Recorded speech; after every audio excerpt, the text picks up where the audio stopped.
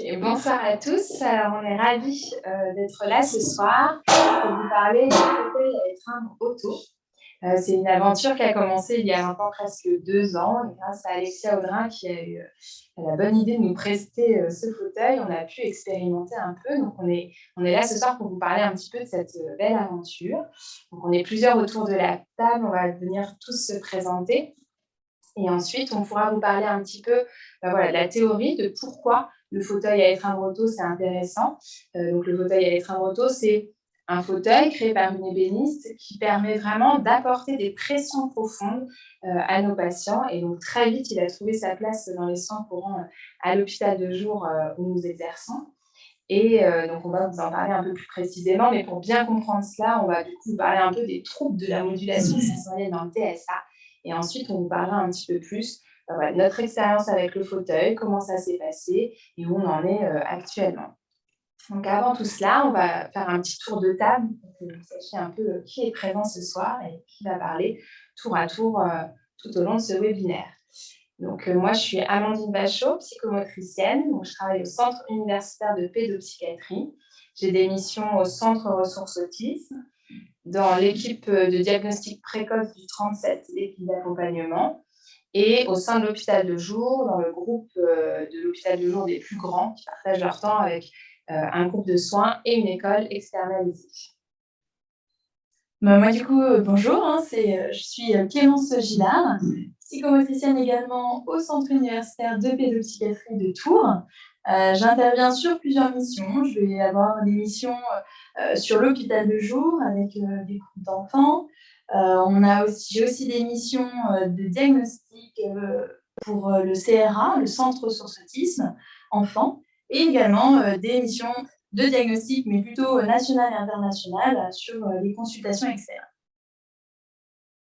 Bonsoir, moi c'est Julien Bruno, je suis diagnostiqué autiste, salarié de l'entreprise Autres Experts, membre trésorier de l'association des autismes 37, membre du comité d'orientation stratégique du CRA, du comité de pilotage de Exact et du comité de recherche, membre du comité de recherche aussi.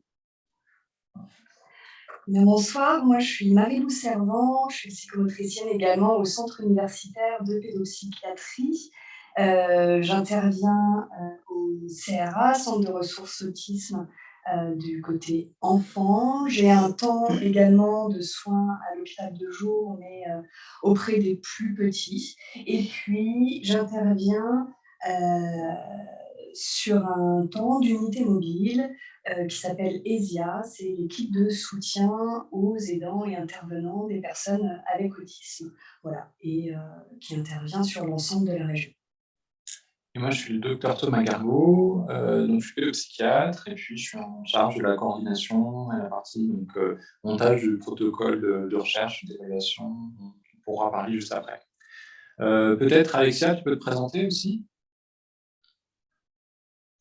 Alors, bonsoir à tous. Donc, je suis Alexia Audrin, je suis ébéniste et designer et j'ai conçu le fauteuil à étreindre auto que l'on va vous présenter ce soir.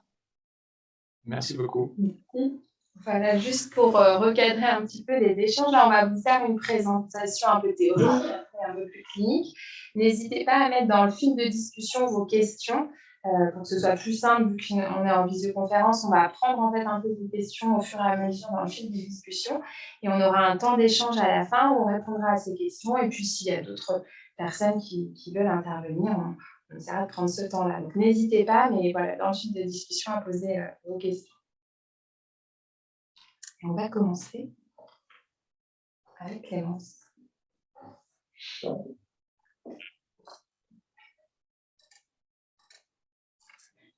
Alors, du coup, on va vous parler un petit peu et vous faire un petit rappel sur les modalités sensorielles qui sont présentes dès in utero et qui vont apparaître un petit peu selon un ordre d'apparition assez précis.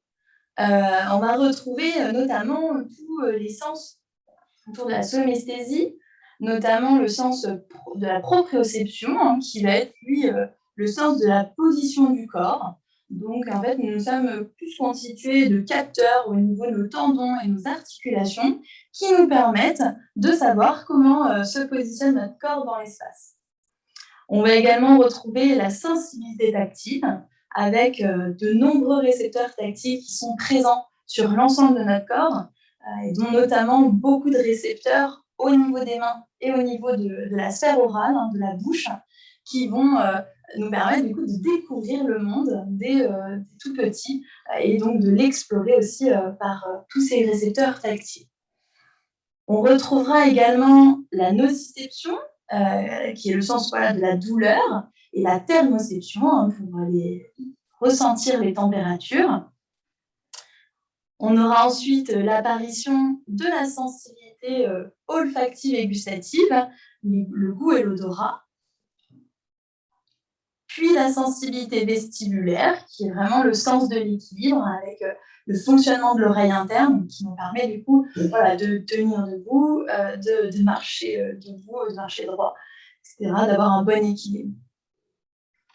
On retrouvera ensuite la sensibilité auditive, l'audition bien sûr, et enfin la sensibilité visuelle avec la vue qui va vraiment évoluer même au-delà d'in utero, qui va continuer de se développer et qui va être mature plus tardivement. Donc voilà pour ce rappel sur les modalités sensorielles. À savoir que toutes ces modalités sensorielles, cette sensorialité, va être vraiment la base, le point d'ancrage de tout notre développement psychomoteur, de notre développement aussi cognitif. C'est pour ça que là, on vous a représenté un petit peu, on vous a mis la pyramide des apprentissages qui montre bien que la sensorialité va être notre fondation vraiment à cette pyramide. Et donc, on va retrouver le visuel, l'audition, l'olfactif, qui vont permettre ensuite de découvrir le monde et de permettre un développement sensorimoteur, un développement perceptivo-moteur et aussi toute une intelligence avec les apprentissages scolaires qui sont vraiment tout en haut de notre pyramide et qui seront le dernier maillon un petit peu de ce développement. Donc, c'est important et on met l'accent aujourd'hui dessus que cette sensorialité, elle doit être prise en compte, elle doit être bien évaluée et elle doit correctement se développer, se mettre en place pour pouvoir bien ensuite se développer.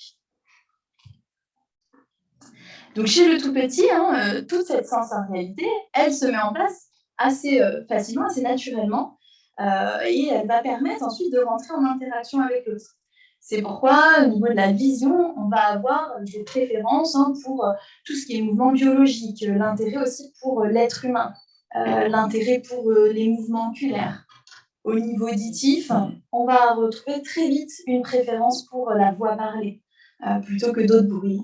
La voix de la maman, du papa aussi, qui va être vraiment importante pour se mettre, en tout cas pour créer la relation et orienter la relation du tout petit vers l'adulte.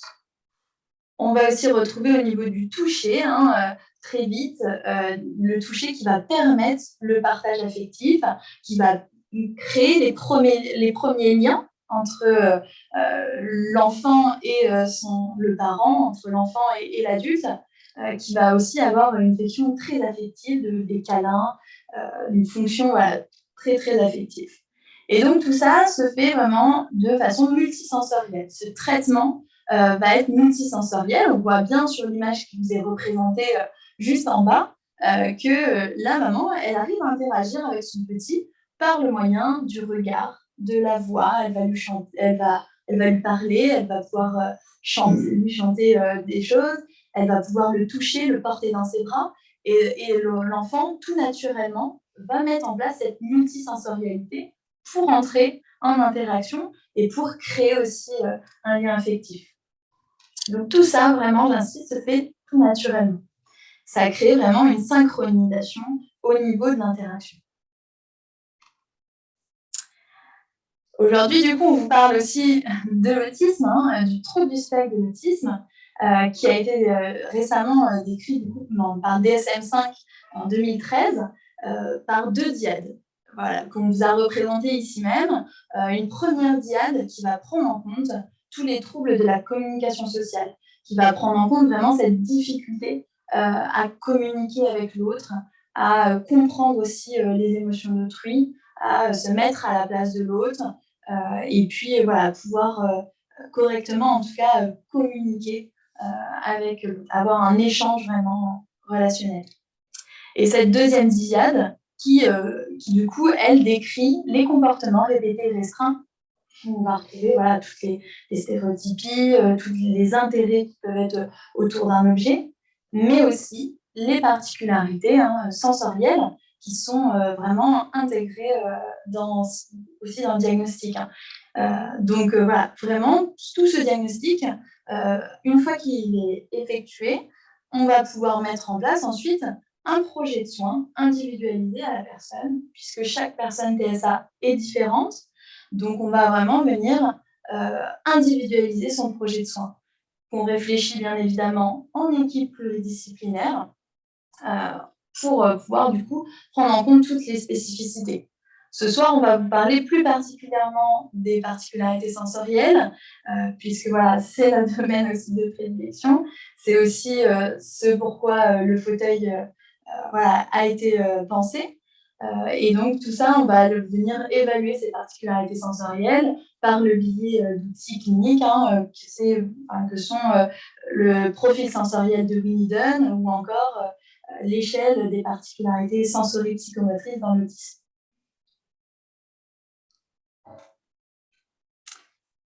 Alors, on voit que dans l'autisme, il y a beaucoup de troubles très précocement au niveau sensoriel, au niveau neurosensoriel, qui vont justement impacter toute cette communication sociale et qui vont impacter les signaux sociaux qu'on est censé recevoir. Notamment, je vous disais, la voix parlée, le visuel, pouvoir bien aussi percevoir le tactile. Voilà, tous ces petits signaux sociaux qui nous aident du coup à se mettre en interaction. Il va donc y avoir, chez une personne avec autisme, une désynchronisation au niveau sensorimotrice qui va être très précoce, du coup, entre la personne et son entourage. Et tout ça, ça va créer vraiment une cascade un petit peu d'effets sur l'ensemble du développement et notamment sur la communication sociale. On voit bien tout à l'heure la maman qui rentrait en interaction avec son petit par le biais d'une multisensorialité. Et donc là, dans l'autisme, cette multisensorialité, elle va être un peu plus compliquée à mettre en place. Donc l'interaction sera plus compliquée également. Alors, comment ça a eu un petit peu au niveau neuronal? On vous a refait juste un petit point pour vous dire que déjà, au tout premier abord, ça va être nos récepteurs qui vont être stimulés, qui vont recevoir un stimulus. On prend l'exemple du tactile. On vient me toucher, donc je reçois, ça active mes récepteurs tactiles, je reçois une information. Le message, du coup, va être transmis jusqu'au cerveau, vers le système nerveux central, qui va pouvoir, lui, traiter cette information sensorielle perçue, qui va pouvoir aussi la moduler et qui va ensuite renvoyer une réponse comportementale à ce traitement. La réponse va être transmise pour provoquer une réaction comportementale. Donc, du coup, on me touche, ça envoie au cerveau une information qui le traite et du coup qui permet de renvoyer une réaction. Par exemple, je me retourne vers la personne qui me touche. Donc voilà, et ce qu'on a observé, en tout cas les études actuelles, nous démontrent que ce qui fait défaut dans l'autisme, ça va vraiment être au niveau du traitement de l'information sensorielle. Ça va être différent, ça va mal entre guillemets se faire, puisqu'on va avoir des difficultés de modulation, on va avoir des difficultés dans le traitement de cette information sensorielle, et donc ça va forcément provoquer une réaction soit anormale, soit pas de réaction du tout. Mais voilà, du coup, par exemple, là, on me touche, la réaction, elle est maltraitée, enfin, le stimulus est maltraité, et donc la personne ne s'oriente pas vers l'autre, son interlocuteur. Donc, c'est vraiment le traitement d'information qui va faire défaut. Aujourd'hui, quelques petites études se tournent aussi vers les récepteurs. On peut décrire que, par exemple, certaines personnes vont avoir plus de récepteurs que d'autres, et ce qui pourrait aussi induire des réactions différentes. C'est pourquoi aussi dans l'autisme, on précise bien qu'il faut vérifier tous ces capteurs pour être sûr que déjà ils sont efficaces. Il faut vérifier l'audition, il faut vérifier la vue par tous les contrôles pour être vraiment sûr qu'on n'ait pas en tout cas, de soucis de récepteurs qui soient défectueux, qui ne perçoivent pas l'information. Alors justement, Winidan et Miller ont décrit plusieurs profils sensoriels. Des profils sensoriels qui ont, eux aussi, induisent des profils comportementaux. Donc vous allez avoir d'un côté tout ce qui va être de l'ordre de l'hyposensibilité. L'hyposensibilité, il faut imaginer que vous avez un seuil neurologique de perception qui est très très élevé. Et donc, il va falloir beaucoup d'informations, beaucoup de stimulation pour atteindre ce seuil. Tout ça, ça provoque, par exemple, dans les comportements de l'hyporéactivité. On va avoir des personnes qui vont être plutôt inattentives, qui vont avoir un faible éveil parce qu'ils ne vont pas recevoir assez d'informations qui viennent stimuler leur cerveau. A contrario, on peut aussi retrouver des profils plutôt de recherche de sensations pour compenser justement ce manque de stimulation d'informations. Donc voilà, mon seuil est très élevé. Je vais vraiment rechercher beaucoup de sensations pour justement atteindre un petit peu ce seuil. Un deuxième profil qu'on peut retrouver, c'est le profil plutôt hypersensible. Avec cette fois-ci, le seuil neurologique de perception qui va être très très bas au niveau sensoriel et donc qui va être très vite et très facilement dépassé. C'est pourquoi on peut retrouver des profils comportementaux plutôt d'hyperactivité avec parfois une désorganisation, une hyperréactivité. Vraiment, il y a trop de choses qui arrivent au niveau sensoriel. C'est compliqué de traiter tout ça et donc ça provoque une désorganisation. On peut également retrouver des profils plutôt d'évitement de ces sensations au niveau comportement. On prend l'exemple de l'audition. On est hypersensible au niveau auditif. Le seuil est très vite dépassé. Donc, pour éviter tout ça, je me couvre les oreilles pour justement éviter les sensations. Et enfin, le dernier profil qui est décrit, c'est le profil de recherche de sensations, qui là est vraiment à différencier de l'hyposensibilité en termes de comportement. Ça va être plutôt la recherche de sensations à but plaisir. Un plaisir sensori-émotionnel, à but aussi de régulation. Donc, on va noter du coup des balancements, regarder les lumières, vraiment dans le but de se réguler, de se faire plaisir. Donc, dans le TSA, on vous a repris un petit peu ce qui pouvait être assez fréquemment retrouvé, notamment au niveau des hypersensibilités. Il est noté vraiment une réactivité paradoxale de ces deux profils-là. On retrouve assez fréquemment quand même des hypos et des hypersensibilités dans une même modalité sensorielle.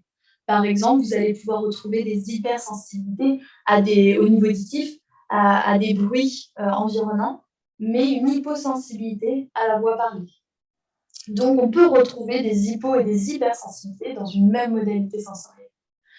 On va également retrouver des difficultés à traiter les mouvements, que ce soit les mouvements biologiques ou les mouvements même rapides d'action, les mimiques, les mouvements oculaires. Ça, c'est tous les travaux de Geithner et Tardif qui nous montrent l'importance de ralentir notre gestuelle, de ralentir notre débit verbal pour une meilleure compréhension, en tout cas, d'une personne en face de nous qui serait atteinte de TSA. On va également avoir un traitement atypique de tous les sons de l'environnement, avec, comme je vous disais tout à l'heure, un manque de préférence pour la voix humaine en comparaison à des bruits d'objets. Ils vont être plus sensibles à un tic-tic ou à un ventilateur qu'à une voix humaine. Enfin, on va aussi retrouver une réaction plus vive au changement de stimuli visuels et auditifs. Donc là, sur une séquence très simple, même très simple, de forme par exemple, le moindre changement d'une seule forme va provoquer au niveau cérébral une réaction plus importante, plus vive chez les personnes avec TSA. Et donc, cette réaction sensorielle, on sait qu'elle est vraiment liée à certains contextes. On ne va pas avoir les mêmes réactions dans un lieu ou dans un autre. Ça peut être vraiment différent. Et donc, d'où cette importance vraiment de prévisibilité, de prévenir ces changements et d'éviter le plus possible le changement en mettant en place des repères au niveau spatial, au niveau temporel, etc. On note également du coup ce trouble vraiment de l'intégration multisensorielle en TSA. Là, c'est ce que je vous décrivais tout à l'heure, ce traitement multisensoriel qui va nous permettre du coup d'interagir, va être un petit peu en difficulté du coup dans l'autisme, où on va avoir vraiment ce trouble de l'intégration multisensorielle. Et donc toute cette surcharge sensorielle que je vous ai décrite, elle apporte vraiment beaucoup de stress physiologique, puisqu'il va y avoir énormément de particularités sensorielles dans différentes modalités. On connaît aujourd'hui vraiment le lien entre les particularités sensorielles et les réponses émotionnelles, qui sont d'ailleurs décrites au premier plan du tableau clinique des personnes ayant un TSA et qui peuvent nous l'exprimer. Voilà, c'est aujourd'hui vraiment le message qu'on peut les transmettre, c'est que ça peut engendrer un stress, et donc comment on va aider ces personnes, comment on va accompagner ces personnes à s'apaiser et à mieux vivre les particularités sensorielles de leur environnement. Alors justement, maintenant, je laisse la parole à Julien Bruno, qui est présent avec nous, qui lui va nous partager son expérience sur les particularités sensorielles au quotidien. Donc oui, moi c'est Julien, diagnostiqué autiste tardivement à l'âge de 27 ans au CRA de Tours justement. Donc je vais vous donner quelques exemples d'illustrations en essayant de dire des trucs un peu subtils en sortant des trucs évidents. Sur les hypersensibilités visuelles, par exemple, voilà, le classique, ça peut être être gêné par des phares de voiture, des lumières trop vives et tout. Ce qui peut être beaucoup plus subtil, c'est par exemple les diodes des ordinateurs. C'est tout bon, mais moi, ça peut me provoquer des gênes importantes, surtout quand ça clignote. Et encore pire, heureusement, j'ai vu ça en conducteur, mais en voiture, s'il y a des enchaînements d'arbres, le long d'une route, platane, truc comme ça, bah, s'il y a le soleil qui tape dessus, ben, ça peut me faire des flashs, tout simplement. Donc moi, je me cache la tête comme ça, parce que même les yeux fermés, ça suffit même pas dans ces cas-là. Ou ça peut être juste un truc de lumière très bête, placé à un mauvais endroit. Ça peut être juste des trucs comme ça. Sur le plan auditif, évidemment, voilà, camion de pompiers ou de police dans la rue, voilà. Ça, c'est vrai que c'est le plus simple pour les stratégies d'évitement l'auditif, parce qu'il suffit de se boucher les oreilles, comme c'était évoqué tout à l'heure. Après, on peut se faire surprendre par des bruits. Le mien, dans mon quotidien, qui est plus compliqué, c'est le bruit strident. Pour ceux qui prennent le tramway, c'est le bruit qu'il y a parfois quand les portes se referment pas toutes d'un coup et on entend un beau tout. C'est celui-là. Et des fois, je surveille, je suis comme ça avant, parce que si j'anticipe que ça peut arriver, stratégie d'anticipation, et ben, du coup, je suis comme ça avant pour justement, au cas où ce pas arriverait. Donc, on peut dire que c'est un élément qui génère de la charge mentale. Donc, ça peut être un bruit de fond, oui, c'était un peu évoqué aussi tout à l'heure, de clim ou de chauffage, ça peut être un bruit de fond très simplement qui peut provoquer une gêne. Par rapport à la nociception, ce qui m'est déjà arrivé, j'ai traumatisé ma meilleure amie un jour comme ça, c'est que je suis très hypersensible à la douleur. Donc moi, je suis plus dans les hypersensibilités globalement. Et le simple fait de me cogner dans un dans un mur, mais juste en passant sur le côté, ça m'est déjà arrivé de m'évanouir carrément. Voilà, en tout cas, perdre connaissance à un instant. Donc ça, c'est spectaculaire. Ça m'est arrivé que quelques fois, heureusement. Mais... Sur le plan, autre exemple, sur le plan vestibulaire, je supporte même pas les balançoires, ou je supporte même pas les manèges pour les enfants. Donc, bon, de toute façon, je suis pas intéressé par les fêtes foraines par ailleurs, de toute façon, les signes, voilà. Mais, et même aussi, le simple fait d'avoir la tête légèrement vers le bas, ça provoque aussi une gêne assez rapide. Et par exemple, si je prends le tramway, je suis bien si vraiment j'arrive à poser ma tête, ceux qui connaissent plutôt dans un 4 places, comme je dis. Et si j'arrive à allonger mes jambes, c'est mieux aussi. Mais sinon, je vais être beaucoup moins bien. Et pour les odeurs, c'est peut-être le seul sens où j'ai à la fois des hyper et des hyposensibilités. Je peux des fois aimer une odeur qui est censée être bizarre socialement, on va dire, négatif.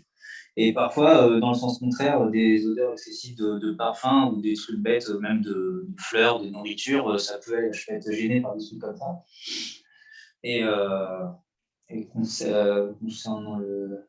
Après, au niveau du goût, oui, c'est vite compliqué en alimentaire. Il y a beaucoup de trucs que j'aime pas en alimentaire dès que c'est amer, acide. Et au niveau des boissons, c'est encore pire. Je ne porte même pas de l'eau gazeuse ou du jus d'orange, donc le reste, c'est pas la peine non plus. Et petit exemple amusant concernant les oignons, si je les vois, je suis à la fois gêné par le goût, l'odeur et la texture. Presque un grand. Et je finis cette partie-là du coup en disant que ce qui est intéressant aussi, c'est que j'ai déjà remarqué qu'en fonction de mon état émotionnel, si j'ai eu une journée compliquée, machin, par exemple, pour aller du travail, quand je rentre du travail, je passe de la rue d'Orvaillant à l'arrêt de la gare du tramway, donc je traverse la gare. Et selon mon état, je vais plus ou moins supporter les paramètres. Des fois, les bruits qui me gênent pas d'habitude peuvent me gêner si je suis pas bien par ailleurs. Voilà, j'ai fini. Merci beaucoup.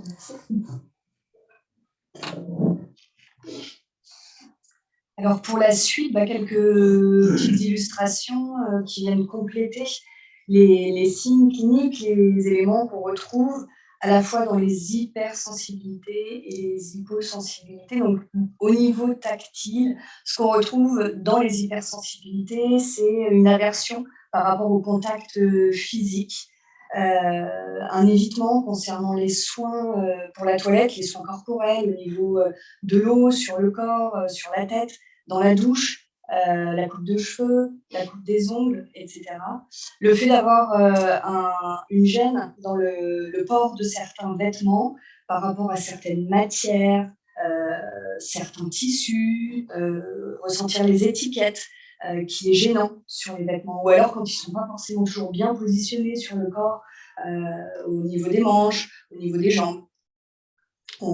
Les signes souvent évoqués aussi, c'est une irritabilité au niveau de la plante des pieds. Et puis forcément, quand on est hypersensible, comme l'a décrit Julien, aux différents bruits, sons, éléments visuels, odeurs ou autres de l'environnement, c'est plus difficile de pouvoir trouver un sommeil apaisé sans être réveillé par tous les petits éléments qui nous entourent.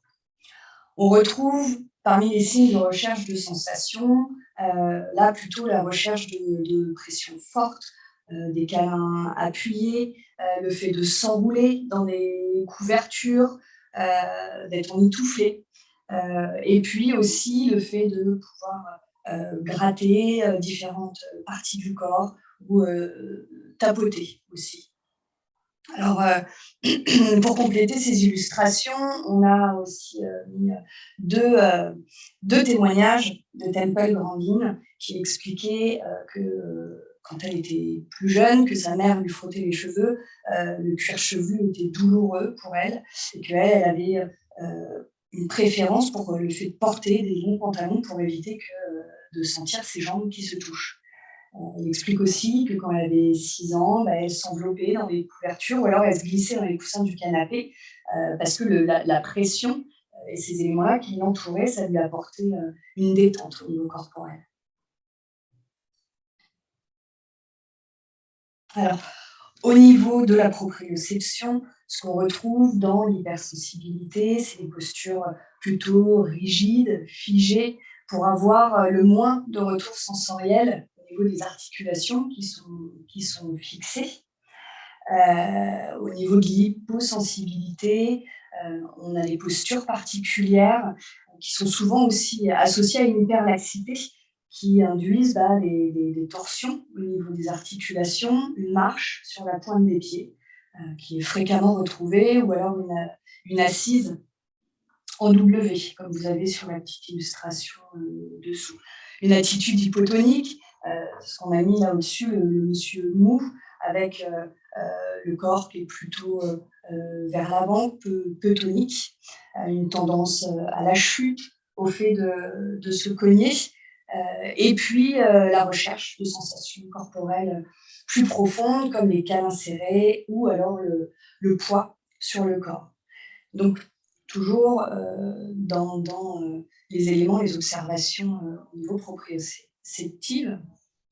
Un témoignage qui nous explique on pouvait observer que quand on mettait un poids, un sac de graines que l'on faisait chauffer sur les épaules de Rémi, ça lui procurait très rapidement une sensation d'apaisement notamment dans les moments où il était émotionnellement plus tendu ou frustré. Alors, dans l'illustration des supports, des éléments que l'on peut utiliser à la fois pour les particularités d'intégration proprioceptive. Alors, on a les supports lestés qu'on retrouve comme dans les témoignages, les supports comme des coussins lestés, des manchons lestés, des stylos lestés qui apportent plus de sensations avec leur poids sur la position du corps. Alors évidemment, ces supports-là, ils sont à utiliser avec précaution. Il y a des recommandations d'usage que l'on a et que l'on doit respecter, qui concernent un temps d'utilisation qui ne doit pas être supérieur à 40 minutes. Ça doit être une utilisation toujours sous surveillance avec un poids maximum à ne pas dépasser, qui est 10% du poids de la personne. Voilà, ça c'est en prévention aussi des atteintes ostéotendineuses potentielles qu'on peut avoir. Mais aussi, on a des dispositifs plutôt compressifs, comme les gilets compressifs ou strappés. Donc là, il n'y a pas de poids nécessairement, ou alors les supports vibratoires. Et ici, dans l'illustration que vous avez, on retrouve la machine à serrer de Temple Grandin. Donc, Temple Grandin, qui est une professeure docteur à l'Université de Colorado, qui est une personne avec TSA et qui, elle, en fait, avait observé dans les ranchs les machines qui étaient utilisées pour stabiliser les bovins lorsqu'ils pratiquaient les actions de ferrage. Et du coup, en fait, ce dispositif de maintien qui induisait une compression sur les animaux avait tendance à les calmer, par la pression administrée, à les apaiser. Du coup, elle a fait le lien de ce dispositif-là qu'elle a cherché à pouvoir recréer pour s'appliquer à elle-même des pressions profondes. Donc, vous avez le petit schéma de cette machine à serrer. Et donc, elle, le but étant de pouvoir diminuer sa charge anxieuse et l'inconfort sensoriel. On retrouve aussi dans le commerce d'autres dispositifs comme les canoës ou les assises de serrage. Et enfin, ce pourquoi nous sommes réunis ce soir, le fauteuil auto créé par Alexia Audrin. Alors oui, pour illustrer aussi ces éléments-là, plus particulièrement sur la sphère tactile et proprioceptive, Julien va nous donner quelques témoignages. Là, j'en ai peut-être un peu moins sur cette partie-là, c'est pas forcément je suis plus concerné maintenant. Mais sur le plan des textures, je peux donner quelques illustrations. Le fait que je sois en difficulté pour toucher de la craie ou de la pâte à modeler, bon, ça, c'est pas très grave au quotidien, c'est assez classique. Par contre, le fait que j'ai des difficultés de tactile avec le sable, et ben, ça a plus de conséquences. Ça veut dire que je vais pas sur les plages. Après, ça m'intéresse pas trop pareil, alors ça tombe bien, mais du coup, oui, ça complique un peu plus les choses. Pour les vêtements, oui, je suis plutôt concerné par les questions d'étiquette. C'est un peu variable, mais des fois, ça peut me gêner, effectivement. Ça peut être à découper ou voilà, ou à tripoter. Ça peut faire des tics nerveux, ce genre de choses. Et ce qui est parfois plus embêtant, c'est que les cols de certains vêtements peuvent me gêner. Par exemple, là, une truc comme ça, j'arrive pas trop à fermer le bouton comme ça parce que ça me provoque à la fois un appui. Et puis ça frotte du coup quand ça fait ça. Et puis du coup, je suis mieux avec des cols plutôt comme ça. Et du coup, je supporte pas trop les t-shirts par exemple. Ou alors seulement avec des cols en V. Mais quand c'est comme ça me gêne beaucoup au niveau notamment du frottement du cou.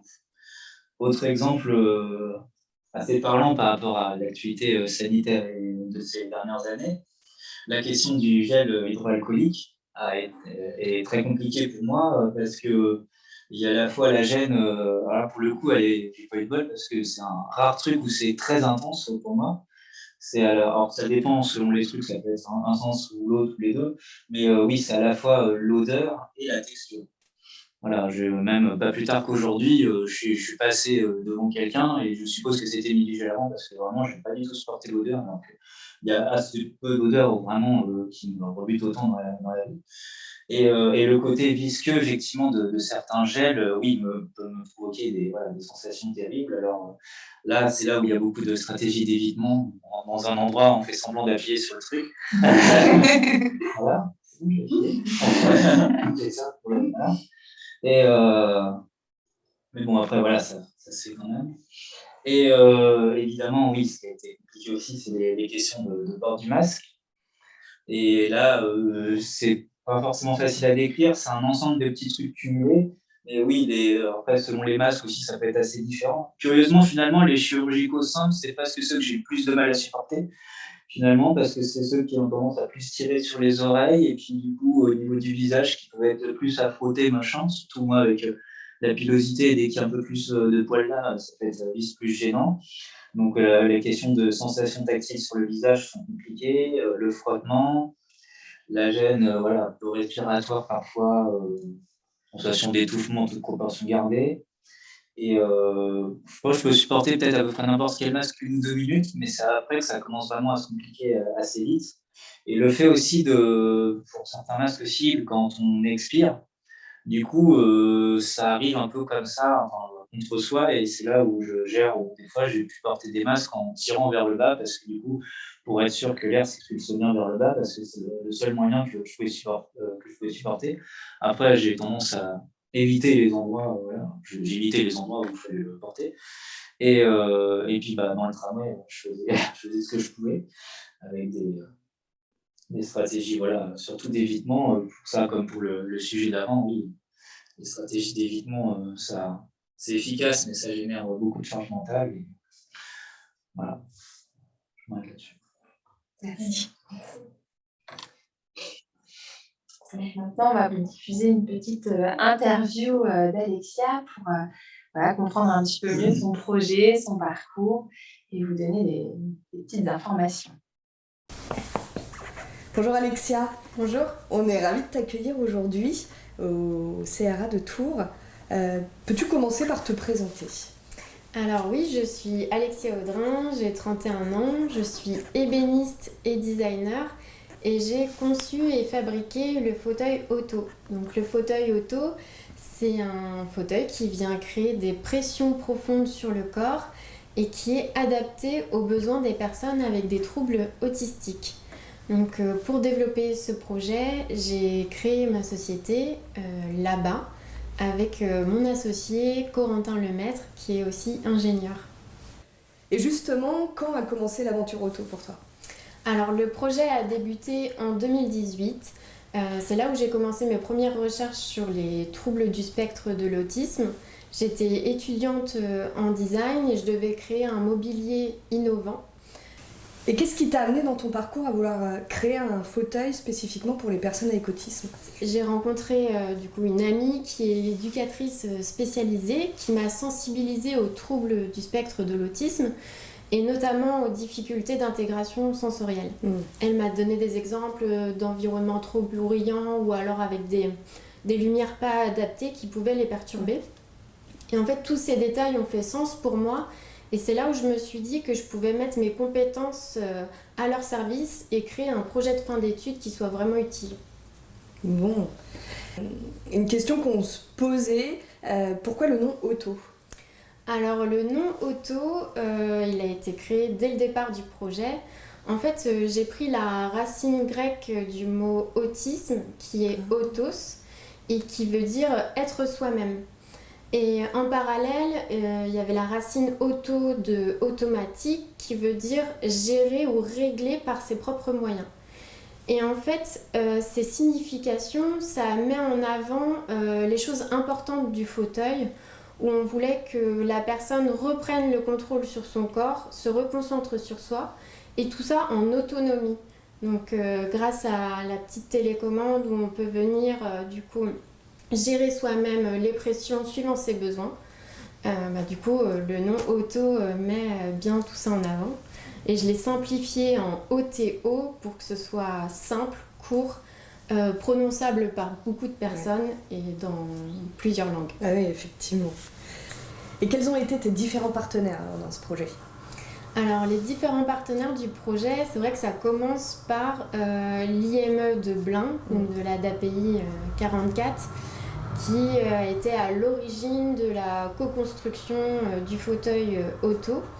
Donc, toute l'équipe médico-éducative et les jeunes avec des troubles autistiques ont été très enthousiastes à l'idée de créer un mobilier innovant qui corresponde à leurs besoins.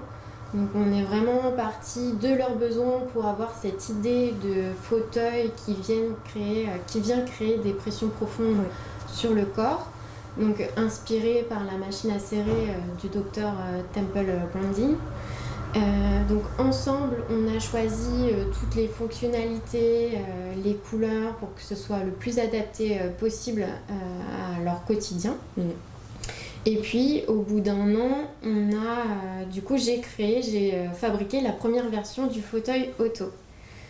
Ensuite, l'aventure continue avec différents tests dans différents environnements. Donc, pour avoir des retours d'hôpitaux, de structures d'accueil ou même chez des particuliers. Donc, ça nous a permis d'adapter le fauteuil à un public adulte ou à des enfants. Donc, par exemple, pendant 6 semaines, le fauteuil a été utilisé dans un foyer d'accueil médicalisé à Grand-Champ-des-Fontaines où les adultes avec des troubles autistiques ont pu donner leur retour avec leurs éducateurs sur les fonctionnalités de auto. Et puis maintenant, quasiment depuis 2 ans, on travaille ensemble donc avec le CHRU de Tours. On a créé un partenariat où du coup l'équipe médicale composée des psychomotriciennes, des pédopsychiatres ont pu m'aider à développer le projet et à l'améliorer grâce à un essai sur du long terme. Donc, et notamment grâce aux 26 enfants qui utilisent le fauteuil dans le service pédopsychiatrie du professeur Bonnet-Brio. On a pu vraiment bien adapter le produit à leurs besoins. Donc maintenant, le CHRU de Tours va coordonner l'étude clinique pour prouver des bienfaits de auto. Et puis, donc cette étude clinique qui est financée par la fondation John Bost. Mais en parallèle de ça, en parallèle de votre équipe médicale, on a aussi une équipe de sociologues qui évalue l'impact justement des nouvelles technologies, des produits innovants dans le domaine du soin, et pour les professionnels, mais aussi pour les bénéficiaires. Bon, très bien. Ben justement, comme tu parles là des différents retours partenaires et de l'évolution du fauteuil au cours du temps, est-ce que tu peux nous en dire plus là-dessus ? Alors c'est vrai que depuis 3 ans, grâce à tous ces tests longue durée au CHRU de Tours ou dans différents environnements, comme je l'ai cité tout à l'heure, ça nous a permis de vraiment bien l'améliorer. On a simplifié au maximum sa mise en place en fait, pour qu'il soit simple d'utilisation pour l'équipe soignante, qu'il ne soit pas une contrainte au quotidien. Donc on a développé ensemble une interface utilisateur où on peut, avec un écran, voir la pression qui est administrée dans les cellules, faire un réglage de la pression maximum notamment pour vous, pour les psychomotriciennes, pour que vous puissiez adapter les séances. On a simplifié la télécommande pour qu'elle soit lisible et compréhensible par beaucoup de personnes autistes, avec des pictogrammes très clairs et simples à lire. On a aussi adapté son ergonomie, ses points de pression et sa taille pour qu'il soit adaptable aux adultes comme aux enfants. Donc pour les enfants, on a développé un kit de coussins qui vient s'ajuster dans le fauteuil. Ouais, donc vraiment un large public ciblé et qui pourra bénéficier vraiment du fauteuil auto. C'est ça. Alors on voit que de plus en plus au cours de son évolution, Otto gagne en popularité, et ce même jusqu'à l'international. Est-ce que tu peux, toi, nous dresser un peu le portrait du palmarès du fauteuil Otto? Alors c'est vrai que depuis le début, j'ai fait pas mal de concours avec le fauteuil Otto. Ça m'a permis en fait de continuer à développer le projet, d'avoir un soutien financier, mais aussi de challenger le produit dans différents domaines avec différents jurys experts. Donc dans le domaine du bois par exemple avec le prix de la canopée, ou dans le domaine de la santé également avec le prix de l'innovation de la santé de l'enfant par la Fondation Saint-Pierre, donc avec un jury de médecins qui aussi sont spécialisés dans l'autisme. On a également reçu le prix du projet innovant avec la Caisse d'épargne, et puis le James Dyson Award. Donc c'est ce dernier concours qui a permis d'avoir une visibilité à l'international, puisque le fauteuil Otto fait partie du top 20 international du James Dyson Award. Donc ça a permis après d'avoir de la presse à l'international, et puis également d'être mentionné dans une série Netflix. Donc ça c'est la surprise un peu de cet été. Effectivement. Où, donc le fauteuil est passé dans une série coréenne, on l'a mentionné. Et depuis, je reçois des demandes d'Asie, des États-Unis, d'Europe, d'un peu partout dans le monde pour découvrir Otto. Eh ben, bravo. Alors maintenant, si on doit parler un peu de l'avenir de ce projet, du fauteuil Otto, quels sont, toi, tes projets à court et à moyen terme? Alors, les projets à court terme, c'est en fait, ça se concentre sur Otto. C'est maintenant, il est disponible à la vente. On peut le commander. En fait, on m'envoie un mail via contact@audrinalexia.com, et il y aura une livraison de prévue en avril 2023. D'accord. Donc là, je me concentre sur la mise en place de la fabrication. Et puis, comme je le disais, il y a beaucoup de demandes à l'international. Donc le but, c'est de développer cette disponibilité commerciale d'ici fin 2023 dans différents pays. Eh ben, merci beaucoup, Alexia, pour tous ces éléments, tous ces éclairages qui permettent de remettre en perspective l'histoire de la création du fauteuil, les partenaires, et puis de voir que c'est une aventure qui va se poursuivre avec de beaux projets en perspective. Merci à vous.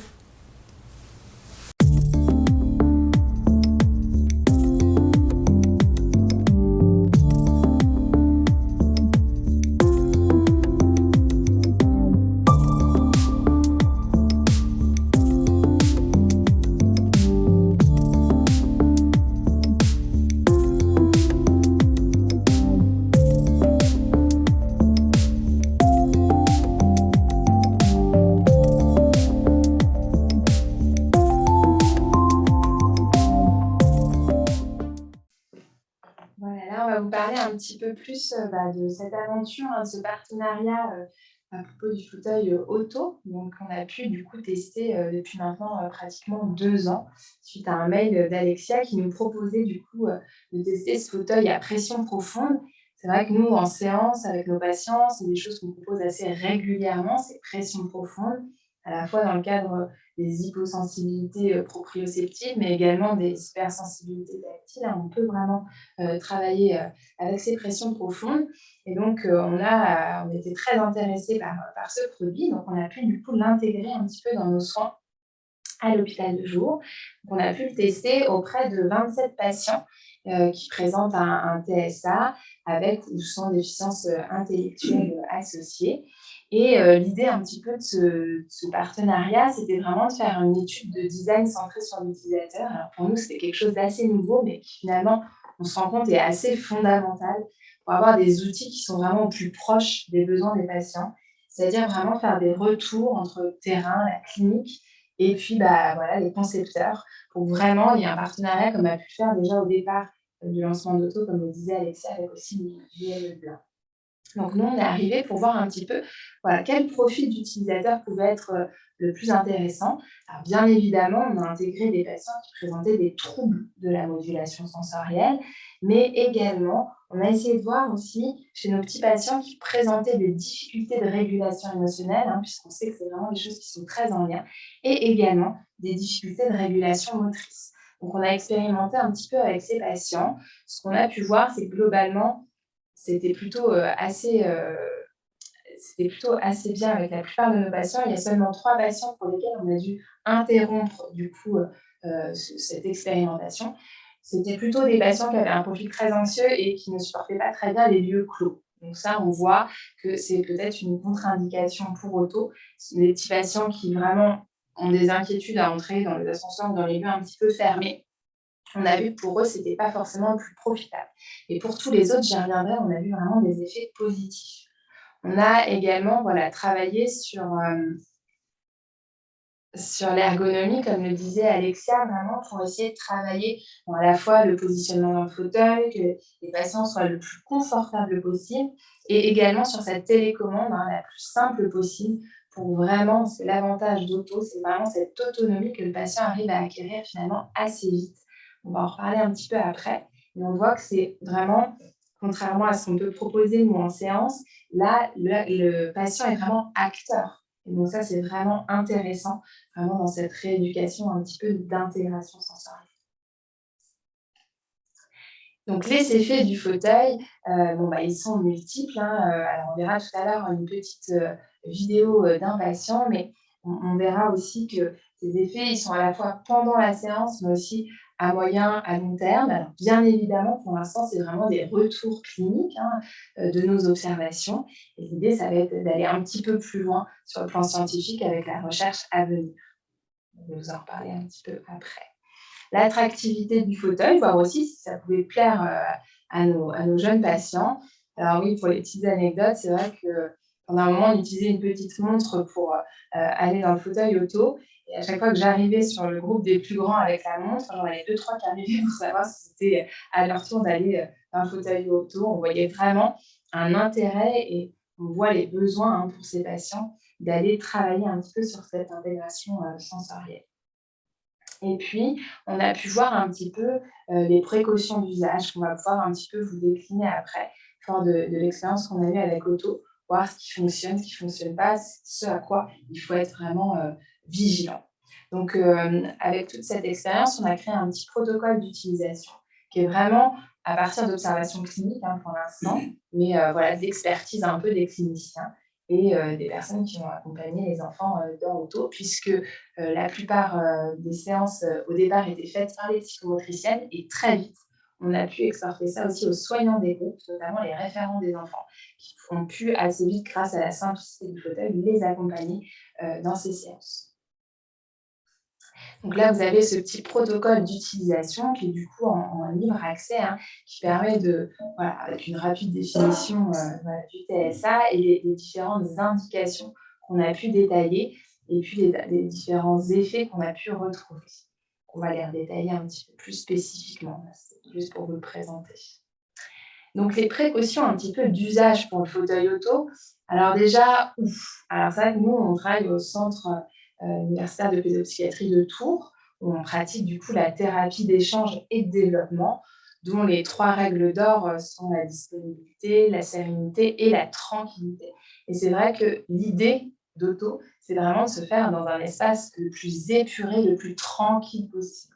Comme quand en thérapie d'échange et de développement, on va travailler sur les bases de la communication dans un espace très épuré, là, on va aller travailler sur les difficultés de régulation, les difficultés d'intégration sensorielle dans une salle la plus épurée et contenante possible. Alors, nous, chez nous, des fois, c'est un peu la crise du logement, donc on a essayé de trouver vraiment le lieu le plus adapté. On essaye au maximum, voilà, vous verrez sur la vidéo, il a fallu par exemple qu'on mette un petit paravent phonique pour essayer d'atténuer un petit peu le bruit. On a essayé vraiment de recréer le lieu le plus simple possible et d'avoir un lieu aussi qui soit uniquement pour Auto, que ce ne soit pas forcément dans la salle de psychomotricité, mais qui est vraiment un lieu dédié pour ces séances avec Auto.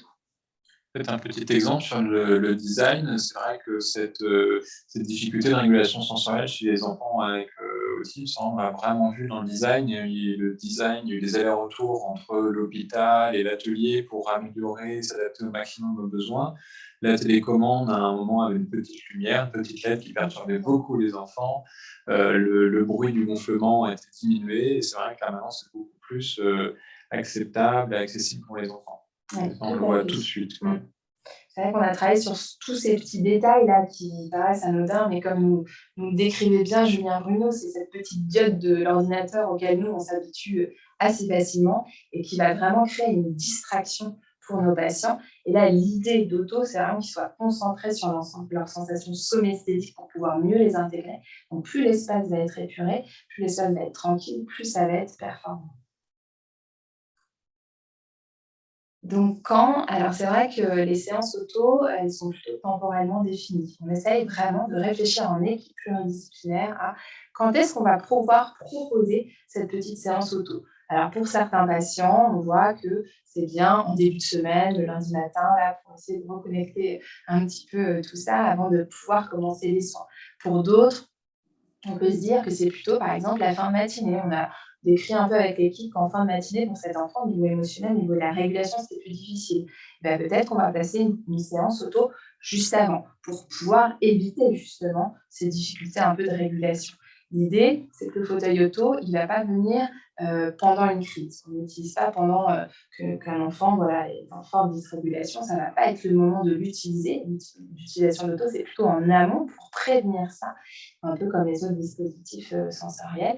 Donc l'idée, ça va vraiment être dans l'emploi du temps de l'enfant, alors au mieux, parce que c'est vrai qu'on a beaucoup d'enfants, mais d'essayer de prévoir dans la semaine à quel moment ce serait le plus opportun.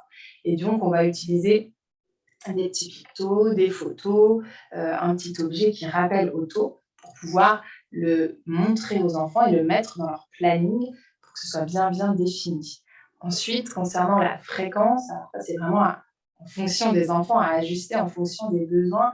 J'y reviendrai un peu, mais c'est vrai que pour nos patients, on a pu faire de 1 à 3 séances par semaine. Et c'est vrai qu'on a vu pour certains que 3 séances, c'était vraiment bénéfique pour eux.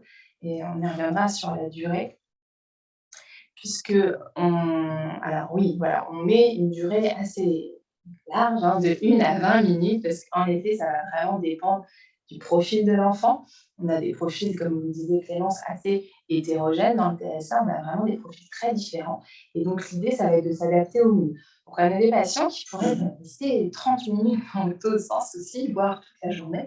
C'est pas quand même le but, l'idée c'est qu'à un moment, ils reviennent dans les soins. Donc on s'était dit, voilà, au bout de 20 minutes, on essaie de terminer la séance. Ce qu'on a pu voir justement sur ces patients, c'est quand la fréquence était plus régulière, quand on est passé à 3 séances par semaine, ils avaient naturellement tendance à raccourcir les séances. C'est-à-dire qu'au bout de 10 minutes, un quart d'heure, finalement, ils avaient la juste sensation, ça allait mieux et ils pouvaient sortir. Donc on voit que cette fréquence, elle est bien adaptée. Contrario, pour des jeunes enfants qu'on emmène pour les premières fois, mais parfois, c'est des séances très très courtes, mais ça leur suffit. Et des fois, ça augmente un petit peu en fréquence, en durée, selon un petit peu leur adaptation à Auto. Alors par qui? C'est vrai que vraiment l'avantage de ce fauteuil, c'est sa simplicité d'utilisation.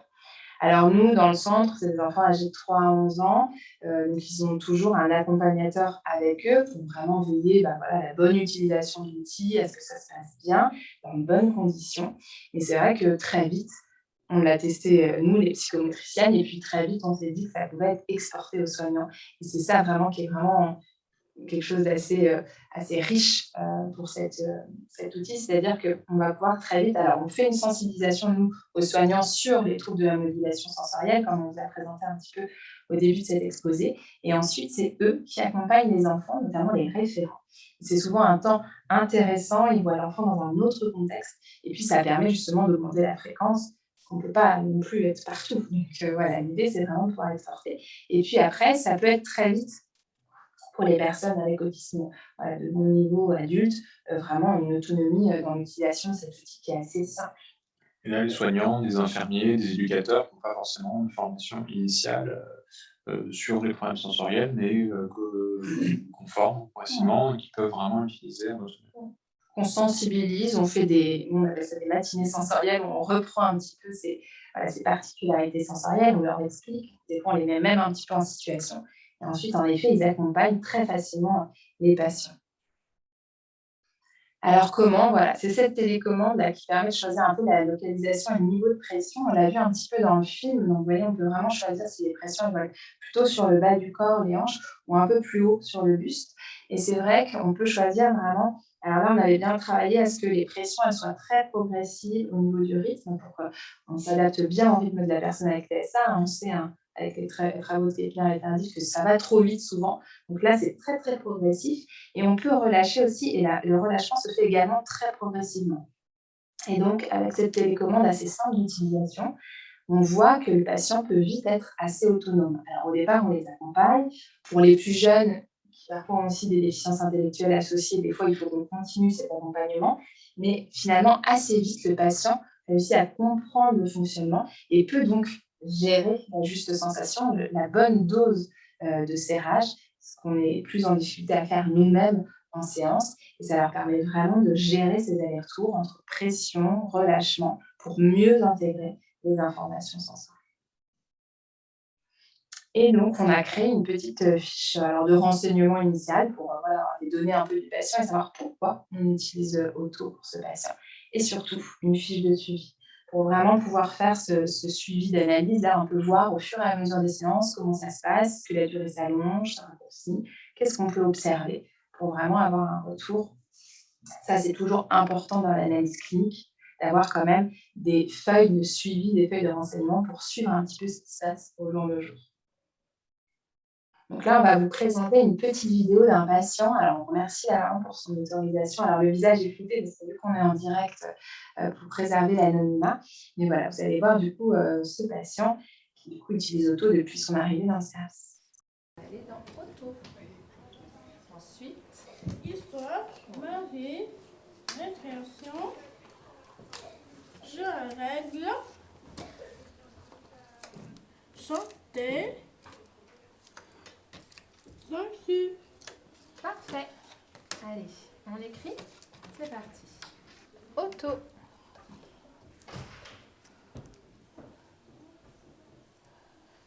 Histoire, Oui. Ensuite, tu vas voir. Marie, Très bien. auto. Auto. On est parti.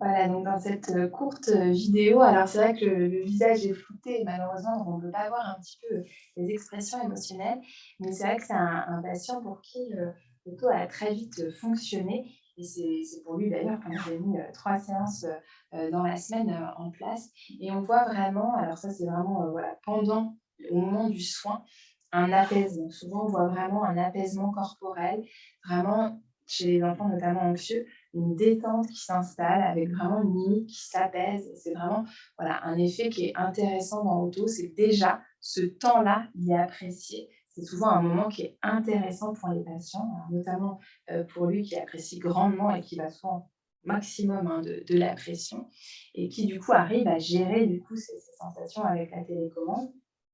Ce qu'on voit aussi, c'est sur l'effet social, c'est vraiment les enfants où on va avoir vraiment un meilleur contact social. Souvent, on a des jolis regards qui peuvent s'instaurer. Alors, on ne le voit pas dans la vidéo, mais à un moment, il me sourit en me regardant. On a vraiment des temps d'échange qui peuvent être vraiment intéressants, notamment aussi avec les plus petits patients, parce qu'on sent que c'est un moment voilà, plus un peu une bulle où ils sont sereins et tout va plus doucement, et on prend le temps et où vraiment on a des regards qui sont intéressants, des échanges sociaux qui sont intéressants, parfois même un contact corporel qui est plus facile dans ces moments-là ou juste en sortant d'auto. Donc ça, c'est vraiment intéressant sur ces plans émotionnels et sociaux. Et sur le plan moteur, on voit également voilà, cet apaisement, moins de difficultés de régulation et d'instabilité posturale. On voit vraiment que tout le monde se détend à ce moment-là. De retour sur le groupe, ce qu'on a pu voir un petit peu au fur et à mesure, c'est globalement, alors encore, hein, je vous dis, c'est vraiment des retours cliniques qui nous ont été faits par les équipes de soins, mais aussi par nous, parce que parfois on utilise auto juste avant notre séance de psychomotricité. C'est globalement une baisse de l'anxiété, une meilleure stabilité posturale qui est présente avec une attention plutôt de meilleure qualité. Alors, on a eu certains patients quand même, pour voilà, tout vous dire, qui, après les séances auto, présentaient quand même des dysrégulations émotionnelles un peu juste en sortant. Et du coup, là, justement, on a travaillé sur la durée d'auto. On a vu justement, alors c'est surtout pour une patiente qui, à chaque fois qu'elle sortait, on sentait que en fait, c'était difficile pour elle de tout contenir. Et finalement, on avait vraiment travaillé sur une durée un tout petit peu plus longue de séance, avec vraiment un apaisement et une sortie plus douce du fauteuil, et on a vu que là, ça avait bien fonctionné. Et au fur et à mesure des séances, on avait plus cet effet-là un tout petit peu paradoxal qu'on peut quand même observer chez certains enfants au début de l'utilisation, parce que les pressions peuvent être un peu intenses. Et donc, en sortant de la salle avec toutes les stimulations sensorielles qui arrivent d'un coup, qui reviennent un peu sur le patient, ça peut créer quand même ces petites dysrégulations, mais vraiment qui peuvent s'ajuster et s'atténuer au fur et à mesure du temps. On a vu aussi un petit peu en clinique, c'est des enfants pour qui il a fallu vraiment du temps avant de se familiariser avec auto. On a voilà, ce jeune patient qu'on voit en vidéo, dès la première séance, il avait en main la télécommande, et dès la première séance, on a vu les effets, et on a su que ça allait vraiment être intéressant pour lui. Pour d'autres, il a fallu plus de temps. Alors, on a même un patient que j'avais accompagné dans auto. Alors, il n'y avait jamais eu d'opposition. Ça, c'est vraiment important. C'est-à-dire qu'il acceptait d'aller dans l'auto, il acceptait de s'installer, de prendre la télécommande, de tester un petit peu. Mais au bout d'1 minute, c'était bon, hop, il ressortait. Et ça, je le faisais de façon hebdomadaire juste avant mon soin. Et ça a duré 4 mois, un petit peu comme ça. Alors, j'étais presque à me dire, bon, on n'a pas tout à fait les effets escomptés. Lui, il avait un petit peu routinisé, ce n'était pas un moment désagréable. Et on n'avait pas ce travail un petit peu d'intégration sensorielle. Et finalement, au moment où j'allais me décourager un peu, finalement, il s'est mis à, du coup, aller rechercher des pressions profondes plus intéressantes. Et maintenant, on a des séquences de 10 minutes avec un vrai apaisement. Et là, l'effet, il se fait voir. Donc, c'est vrai que selon les profils des patients, selon leur âge, selon leur anxiété, selon aussi leur maîtrise, on voit qu'il faut parfois un petit peu persévérer. Et donc, pour certains, on va avoir vraiment les effets dès la première. Et d'autres, ça met un peu plus de temps. Donc ça, c'est vraiment important de l'avoir en tête. J'ai aussi eu, du coup, moi, un petit patient qui, on dit bien, voilà, le changement de lieu aussi qui peut être difficile dans le TSA. Moi, un petit patient qui a mis vraiment plusieurs séances aussi, 1 ou 2 mois, à accepter de rentrer dans la pièce. Au début, il ne voulait pas rentrer dans la pièce, et puis on a continué, toujours de manière assez routinière, en mettant le picto-photo dans son emploi du temps, et on l'a accompagné. Donc après, il a accepté de rentrer dans la pièce, mais surtout pas toucher le fauteuil. Et puis ensuite, on y allait où il rentrait dans la pièce, il touchait le fauteuil, et il a accepté de s'asseoir, mais il fallait pas gonfler.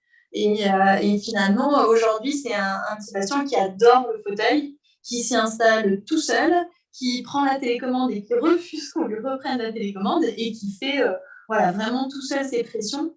Donc, on voit que même, des fois, au-delà un petit peu de cette anxiété qui va être liée au changement de lieu, on peut quand même avoir des très belles séquences avec ce fauteuil. Ce qui peut arriver aussi chez les jeunes patients, et ça, c'est vraiment un intérêt de auto. Et voilà, on peut, nous, s'installer dans auto. Et parfois, pour les plus jeunes, ça nous est arrivé voilà, de prendre l'enfant entre les deux juste pour qu'il s'habitue Alors des fois, on montre, des fois, c'est mutuellement, on montre, voilà. Mais des fois, d'avoir l'enfant sur les genoux qui s'habitue un petit peu à cet environnement, au son.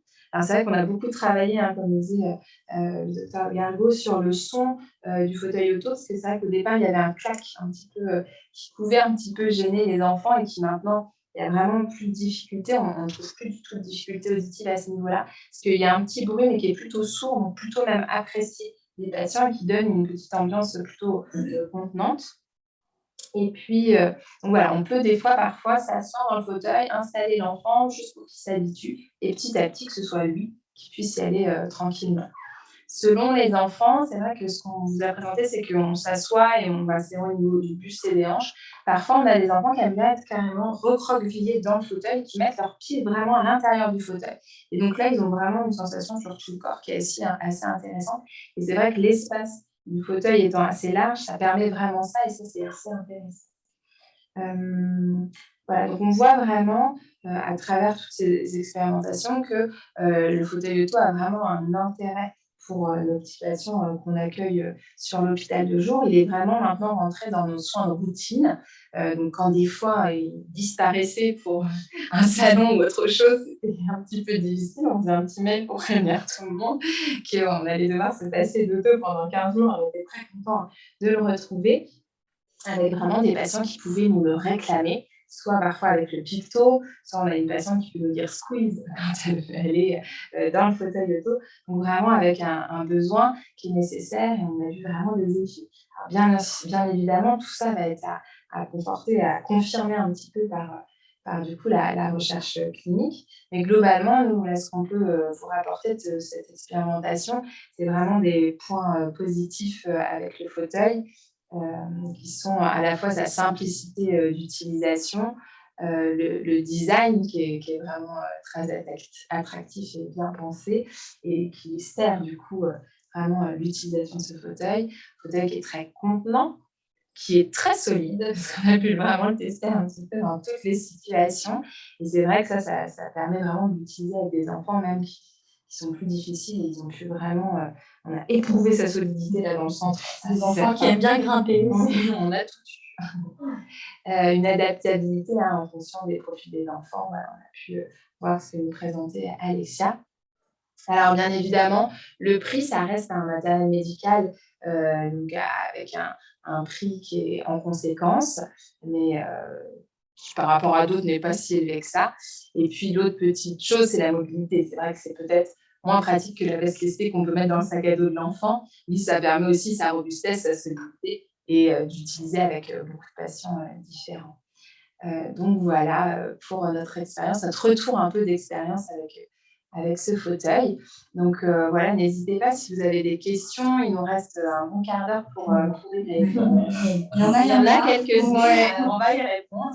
On tenait juste oui, à remercier du coup vraiment toutes les personnes qui sont présentes sur ce projet, hein, docteur Thomas Gargot, Alexia pour sa confiance, Rotin Lemaître qui est ingénieur et qui nous a bien aidés pour voilà, réussir à adapter le fauteuil au mieux.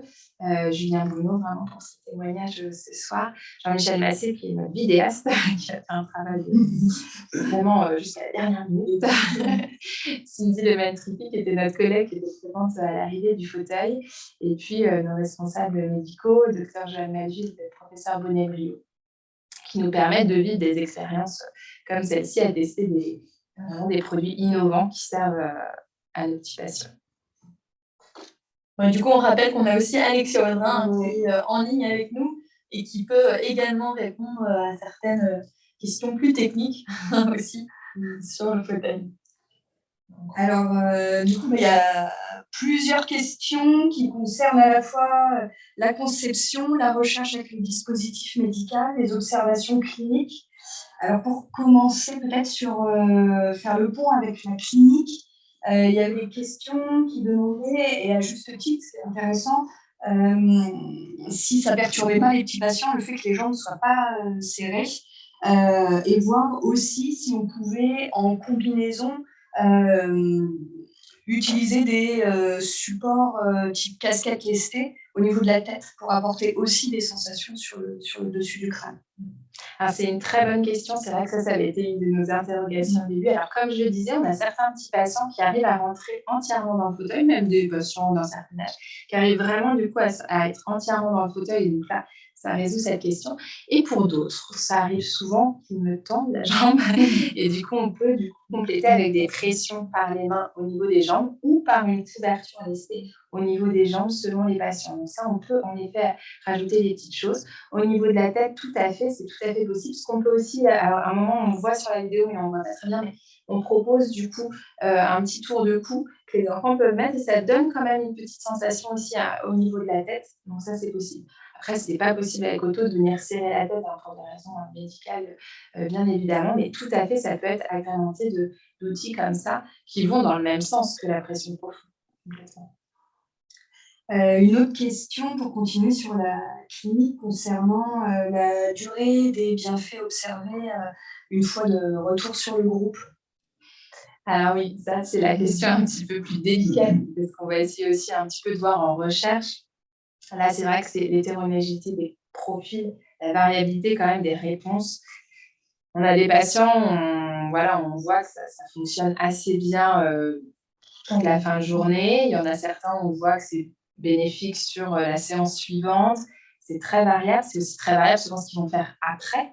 Donc voilà, sur cette réponse-là, on espère vraiment avoir plus de réponses vraiment par la recherche clinique. Ça dépend aussi beaucoup de plein de facteurs. Ça peut être aussi l'environnement sur lequel ils reviennent.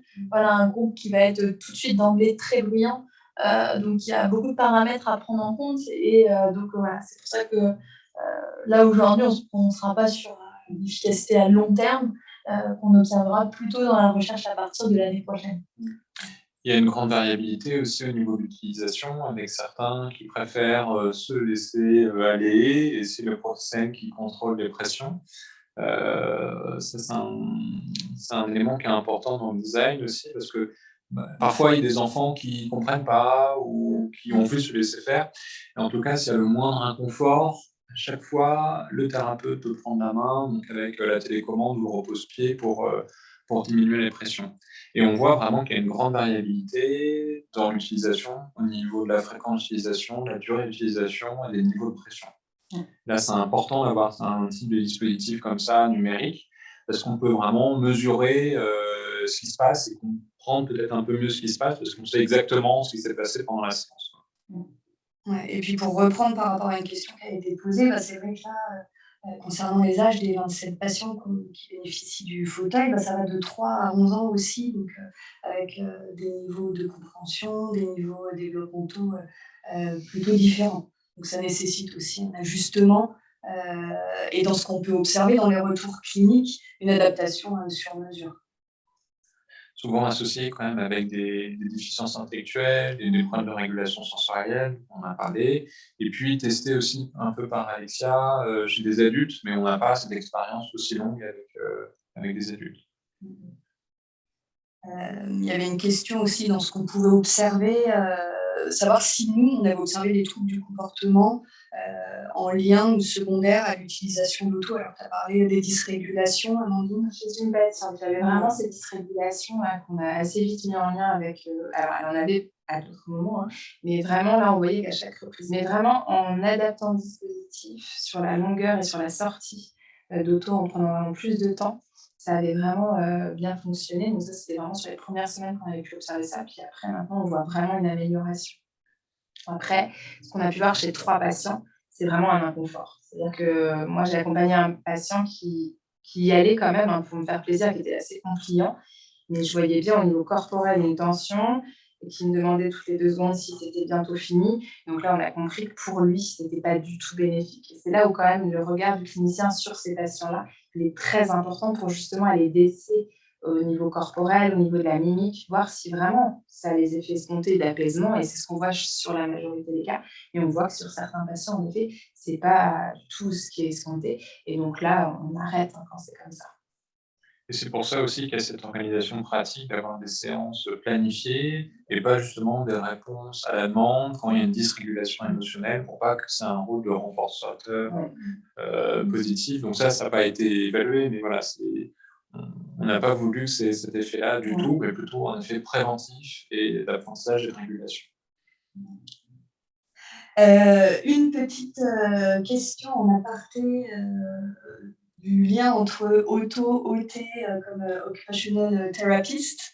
Alors, c'est intéressant parce que nous, on a cette spécificité française par rapport aux pays anglo-saxons de faire le distinguo avec deux métiers différents, ergothérapeute, psychomotricité, avec beaucoup de points qui se regroupent dans l'intérêt clinique pour les patients.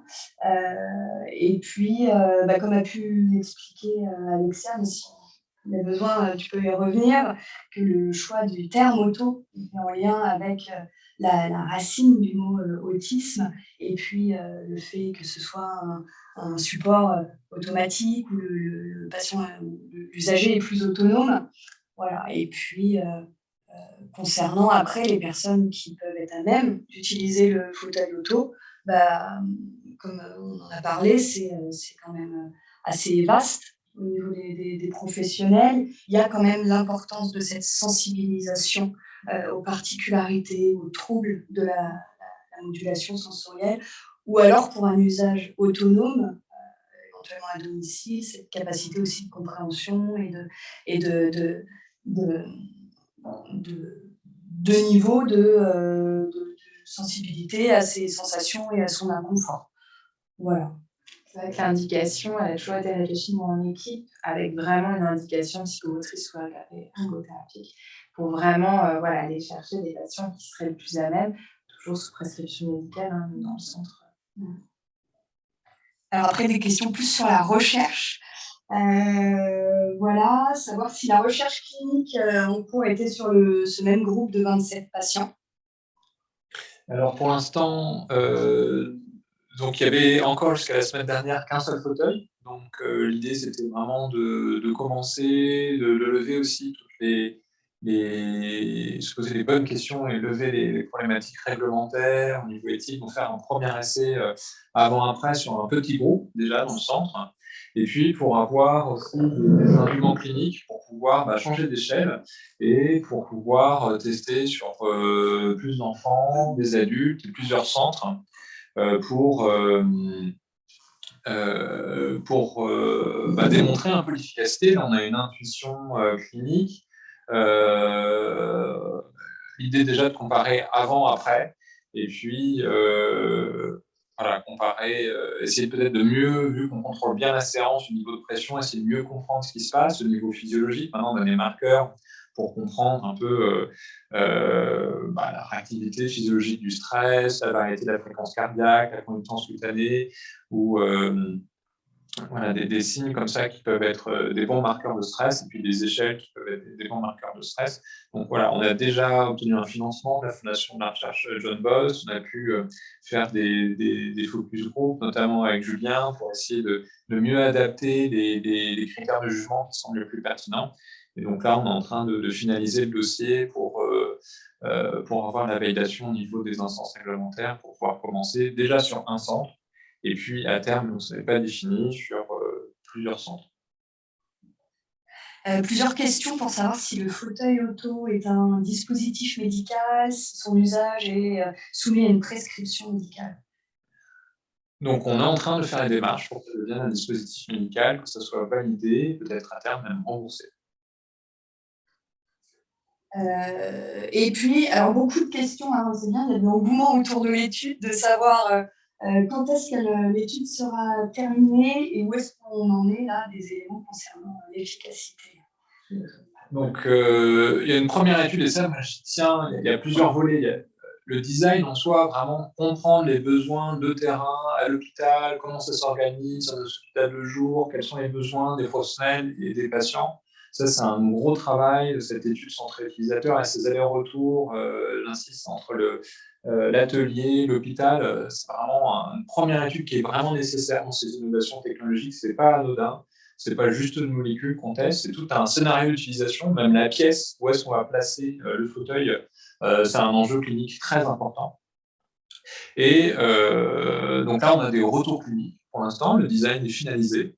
Et donc, on a les financements et on finalise les procédures pour pouvoir avoir le droit de commencer déjà une première étude sur un petit groupe à l'hôpital de jour, déjà une douzaine d'enfants qui n'ont pas eu le fauteuil, et comparer avant-après, avant de faire une étude plus large sur plusieurs centres.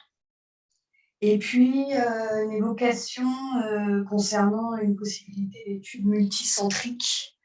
Vous pouvez contacter Alexia, me contacter, et puis on vous mettra sur la liste pour monter le projet ensemble avec plaisir. Alors maintenant, plus des questions autour de la conception du fauteuil. Pour toi, Alexia, des questions concernant le poids du fauteuil, savoir si on peut le déplacer facilement, combien il pèse, et puis combien il coûte, et également savoir s'il est déhoussable concernant l'hygiène. Alors oui, alors au niveau du poids du fauteuil, la structure du fauteuil, elle pèse 40 kilos. Donc, il est assez stable sur ses pieds et il est transportable, on va dire, par 2 personnes. On peut le déplacer d'une pièce à une autre, mais en étant 2 puisqu'il est assez encombrant. Et le petit repose-pied qui vient se connecter au fauteuil, lui, il fait 16 kilos. Concernant l'hygiène par rapport au fauteuil et son tissu, donc il y a 2 tissus qui sont proposés. En fait, on a un tissu qui est lavable en machine, qui est doux, qui ressemble un peu à un velours, qui est assez agréable au toucher.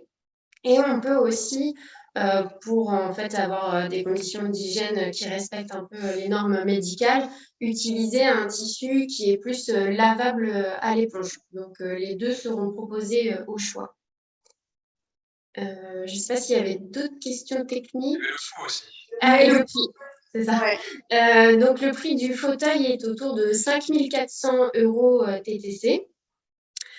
Donc c'est un budget qui peut être assez important pour les familles. Donc c'est sûr que ça vise dans un premier temps les hôpitaux et les structures d'accueil ou les associations qui accueillent des personnes avec des troubles du spectre autistique.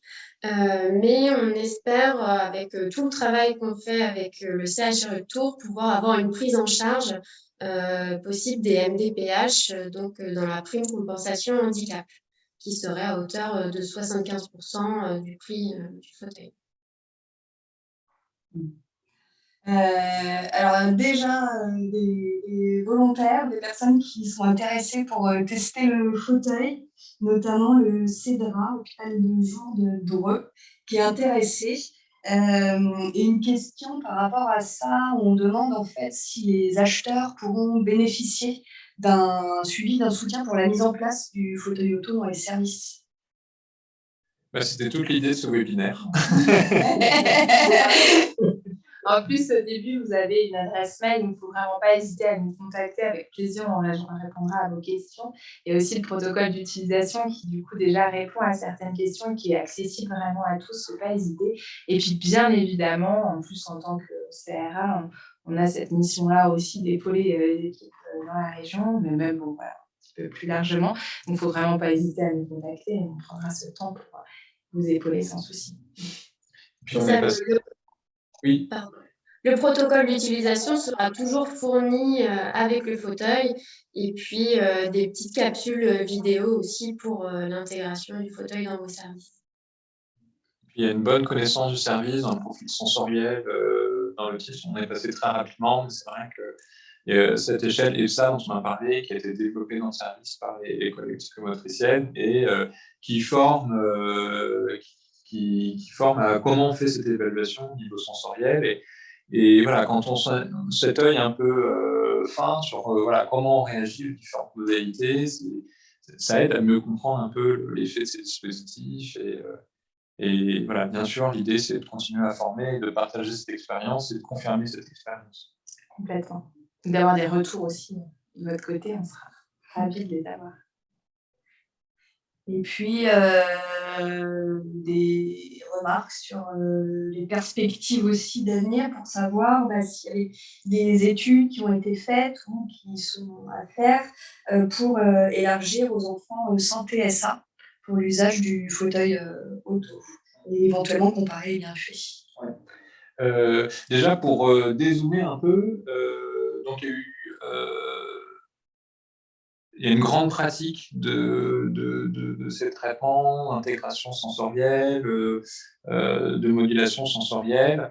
Il y a de revues systématiques qui commencent à dire qu'effectivement, là, on commence à avoir un consensus, même si c'est plus difficile de faire des études que quand on va juste évaluer l'efficacité d'un médicament. C'est une thérapeutique, donc c'est plus long.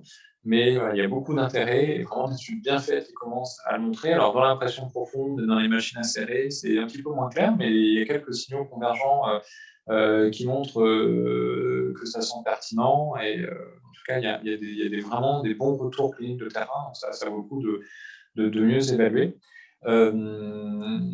Donc là, il y a vraiment une expertise dans le centre sur l'autisme et les troubles du neurodéveloppement.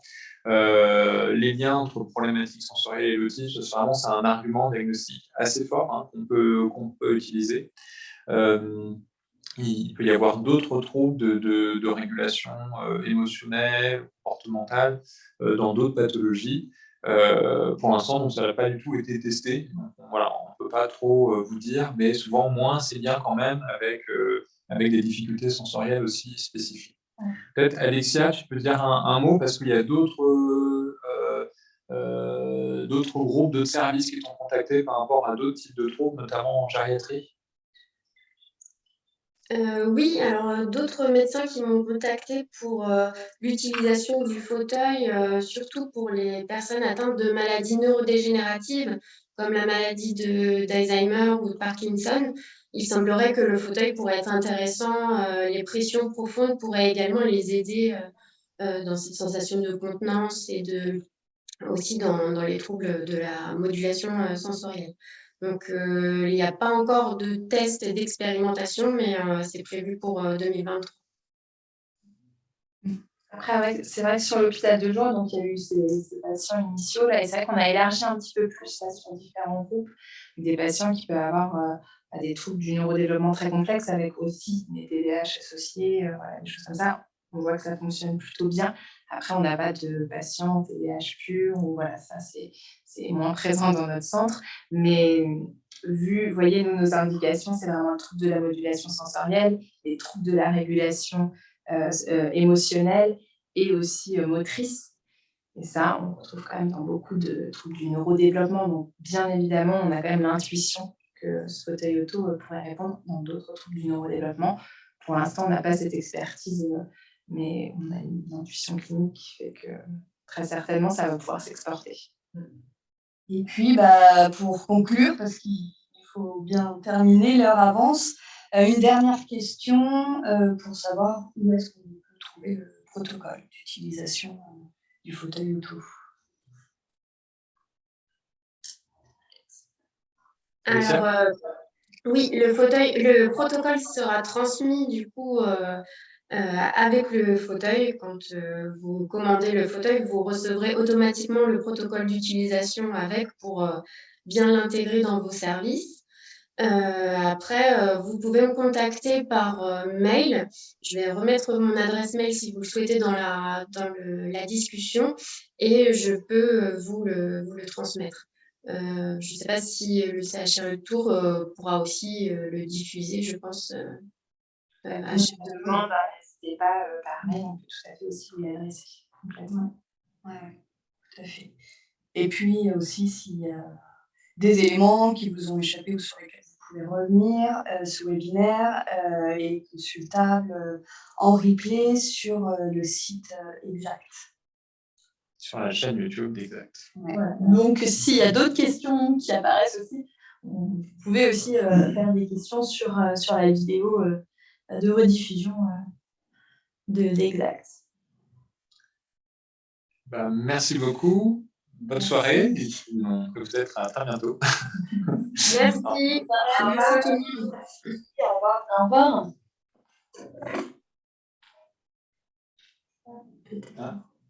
C'est moi, c'est pas? Ah, pardon. Vas-y, vas-y. Je mets ça. Ouais, Attention.